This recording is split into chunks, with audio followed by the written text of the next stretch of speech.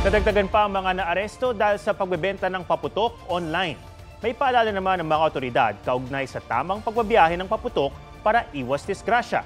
May report si June Veneracion. Ma'am, wala nang nagawa ang babaeng yan nang arestuhin sa harap ng kanyang umiiyak na anak sa Tondo, Maynila. Hinuli siya dahil sa pag-aalok umano ng paputok sa social media. Nakuhanan siya ng 10 rim ng plapla na iligal. Kayo po ba may alam na ito yung pinagbabawal o hindi? Alam po. Ano ma'am? Alam po. Alam mo bawal. Pero bakit po nagbenta pa rin kayo ng paputok sa online? Hindi na po magsasalit. Sa Bataan naman, nahuli ang 2 pang sospek. Sa kabuuan, 5 na ang inaresto na sangkot sa online bentahan ng paputok. Paalala ng PNP, bawal magbenta online ng anumang paputok dahil di matitiyak ang kalidad at kaligtasan nito. Sa mga otorisadong tindahan lang daw bumili ng paputok para iwas disgrasya. Marami niyan sa Bukawi, Bulacan na tinaguri ang Fireworks Capital of the Philippines. Bukod sa kalidad ng produkto, tinitiyak din ang kaligtasan ng pwesto ng tindahan ng paputok. Alinsunod sa safety standards ng BFP, may kanya-kanyang fire extinguisher ang bawat stall.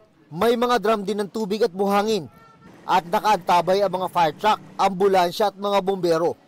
Bawal manigarilyo sa compound ng mga stall.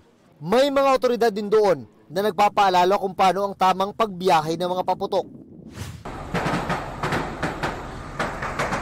Kapag di kasi nag-ingat, posibleng mauwi sa disgrasya gaya ng nangyari noong nakarang linggo sa isang transport terminal sa Marikina. Wala pang bagong taon, nagkaroon na ng putukan. Nasusunog ang truck na may kargang mga kahon ng paputok. Nasawi ang driver at pahinante ng truck. Hindi bababa sa 5 ang nasugatan.